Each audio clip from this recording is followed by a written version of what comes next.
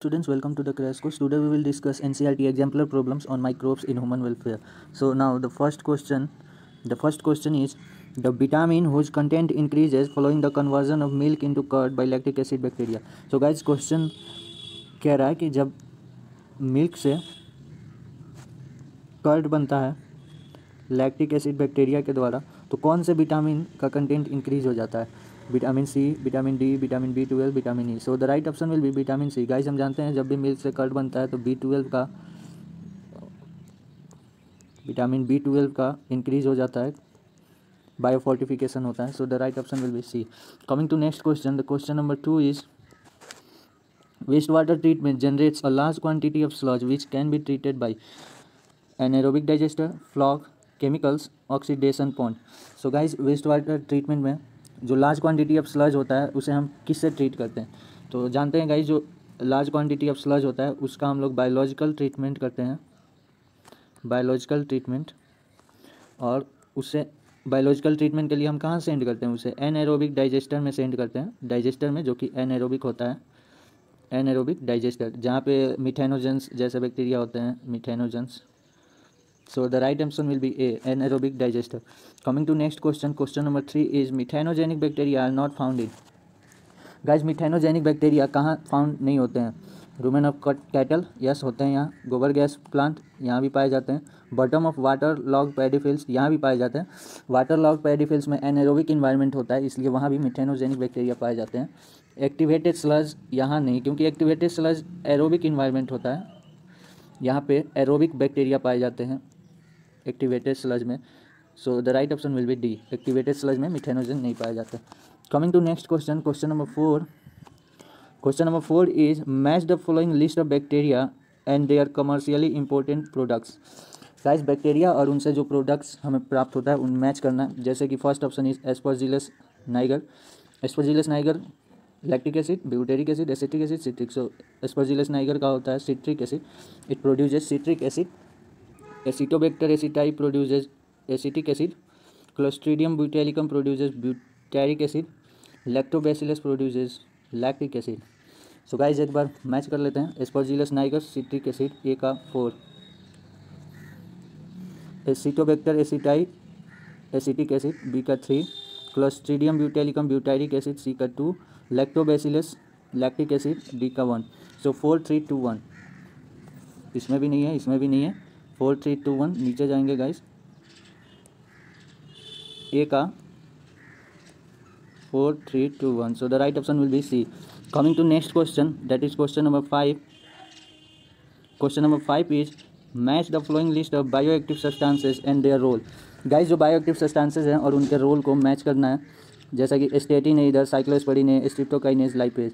ये चारों जो बायोएक्टिव सब्सटेंसेस होते हैं इनका क्या रोल है ह्यूमन बॉडी में?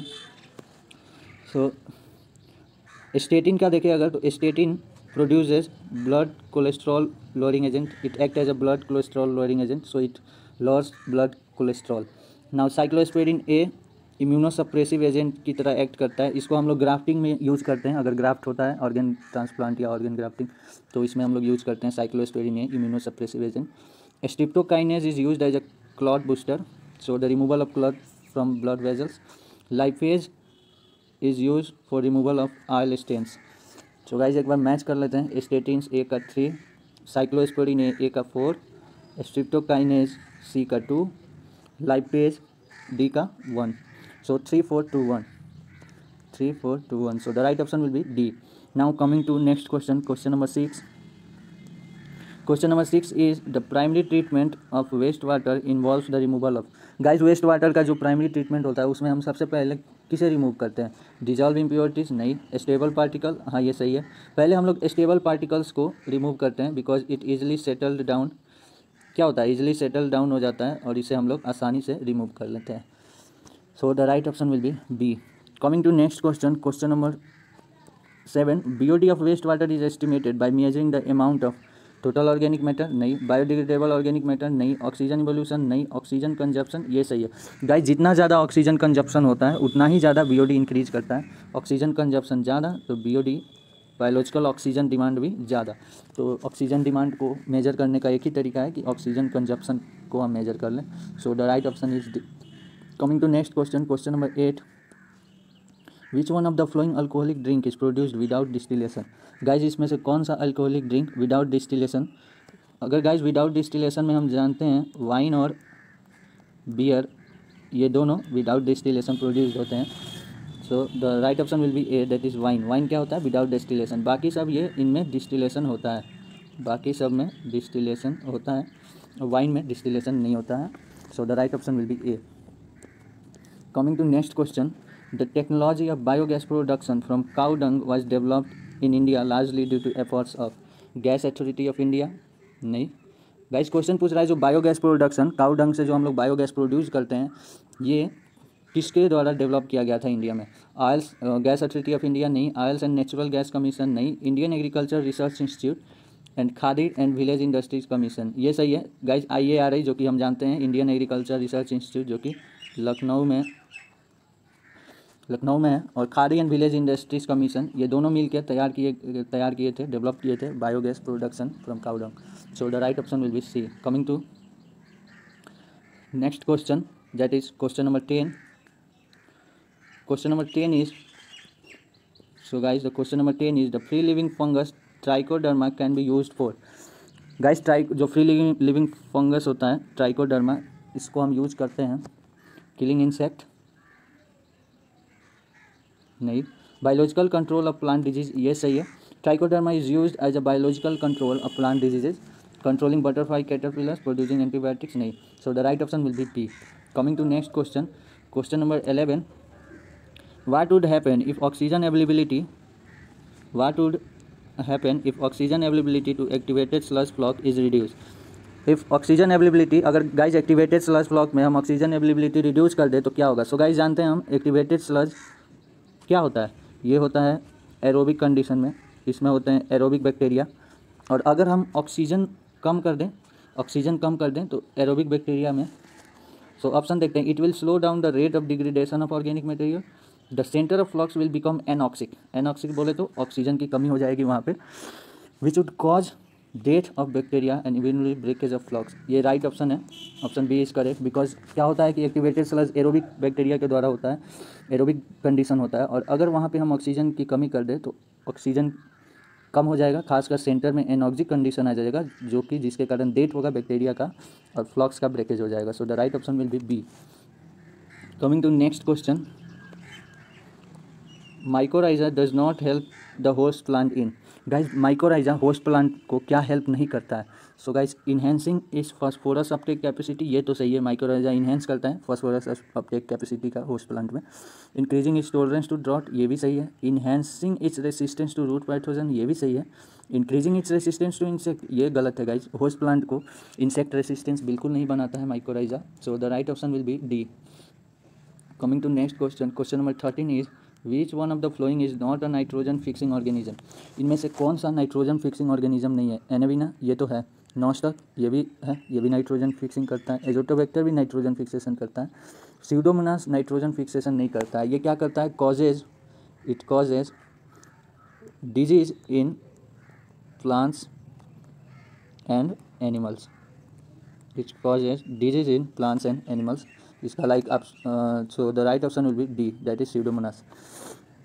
Coming to next question, question number 14. Question number 14 is big holes in Swiss cheese are made by a. Guys जो स्विस चीज होता है उसमें जो बिग होल्स हो जाते हैं वो किससे मेड होते हैं? अ मशीन नहीं. A bacterium that produces methane gas नहीं. A bacterium producing a large amount of CO2, ये सही है गाइस. क्या होता है? बैक्टीरिया CO2 लार्ज अमाउंट में प्रोड्यूस करता है, और जब CO2 इवॉल्व होते हैं तो वो क्या करते हैं? बिग होल्स क्रिएट करके उसमें से इवॉल्व होते हैं. So the right option will be C. Fungus that releases a lot of gases during its, ये भी गलत है. So correct answer is C. Now coming to next question, question number 15. The residue left after methane production from cattle dung is. Guys cattle dung से जब methane production होता है तो जो रेसिड्यू बचता है उसका हम लोग क्या करते हैं? इट्स बर्न्ड नहीं. ब्यूरिड इन लैंडफिल्स, बिल्कुल नहीं. वो बहुत यूज़फुल होता है गाइज, जो रेसिड्यू होता है बहुत यूज़फुल होता है, और इसलिए उसे यूज एज अ मैन्योर, हम लोग मैन्योर के रूप में यूज़ करते हैं. और इसे खेतों में, दैट इज़ लैंड्स में, जिसमें हम लोग को आगे जाकर कोई भी क्रॉप ग्रो करना है उसमें हम लोग इसको डालते हैं, तो use as a manure. Use in civil construction, बिल्कुल नहीं. So the right option will be C. Coming to next question, question number 16 methanogens don't produce. Guys जानते हैं हम मिथेनोजन्स क्या होते हैं? एनएरोबिक होते हैं, ये एनएरोबिक बैक्टीरिया होते हैं। सो दे डोंट प्रोड्यूस ऑक्सीजन, ये ऑक्सीजन का प्रोडक्शन बिल्कुल नहीं करेंगे क्योंकि उनसे इनका डेथ भी हो जाएगा। ऑक्सीजन की अवेलेबिलिटी में ये वर्क ही नहीं करते हैं, ये जिंदा ही नहीं रह पाते। तो methanogens don't produce oxygen, right option is ये मीथेन प्रोड्यूस करते हैं, ऑक्सीजन नहीं करते। और अगर नेक्स्ट देखें तो मिथेनोजन्स हाइड्रोजन सल्फाइड भी प्रोड्यूस करते हैं, CO2 भी प्रोड्यूस करते हैं। क्या क्या प्रोड्यूस करते हैं guys? Methane, hydrogen sulphide, H2S, CO2 ये प्रोड्यूस करते हैं और O2 प्रोड्यूस नहीं करते हैं। So right option will be A. Now coming to next question, question number 17. Question number 17 is activated sludge should have the ability to settle quickly so that it can. Guys activated sludge के पास ability ये होना चाहिए कि जल्दी से settle हो जाए। क्यों ज़रूरी है कि जल्दी से सेटल हो जाए? फर्स्ट ऑप्शन भी it can be rapidly pump back from sedimentation tanks to aeration tanks, नहीं गलत है। ऑब्जॉर्ब एरेशन टैंक्स में नहीं जाता है गाइज, ये एक्टिवेटेड स्लज को हम लोग एनएरोबिक डाइजेस्टर में भेजते हैं जहाँ मिथेनोबैक्टीरिया वहाँ पे इसको डाइजेस्ट करते हैं anaerobically. B option is absorb pathogenic bacteria present in waste water while sinking to the bottom of the settling tank, ये भी रॉन्ग है। So that it can be discarded and anaerobically digested, ये correct है guys. Activated sludge को हम क्या करते हैं? एनएरोबिक डाइजेस्टर में भेजते हैं, anaerobic digester. So it can be discarded, जल्दी से सेटल हो जाना चाहिए ताकि it can be discarded and anaerobically digested. And absorb colloidal organic matter, ये भी रॉन्ग है। So the right option will be C. Coming to next question, that is question number. So guys, now question number 18 is match the items in question number 18. Question number 18 is match the items in column A and column B and choose the correct answer. Guys column A and column B को match करना है। First option is ladybirds. Ladybirds हम जानते हैं guys use for control of aphids, mycorrhiza, Glomus, biological control, Trichoderma and biogas में कौन से use होते हैं गाइज? मिथेनोबैक्टीरियम, बायोगैस प्रोड्यूस करते हैं मिथेनोबैक्टीरियम जिसे मिथेनोजन्स भी बोलते हैं। सो एक बार मैच कर लें, ए का 3 लेडीबर्ड्स, एफिड्स, माइकोराइजा, ग्लोमस, बी का 4 बायोलॉजिकल कंट्रोल, ट्राइकोडर्मा, सी का 2 एंड डी का 1। तो 3 4 2 1, 3 ये नहीं होगा, 3 4 2 1। So the right option will be B, 18 का B. So thank you guys. अगर ये लेक्चर आपको पसंद आया तो लाइक एंड सब्सक्राइब करें।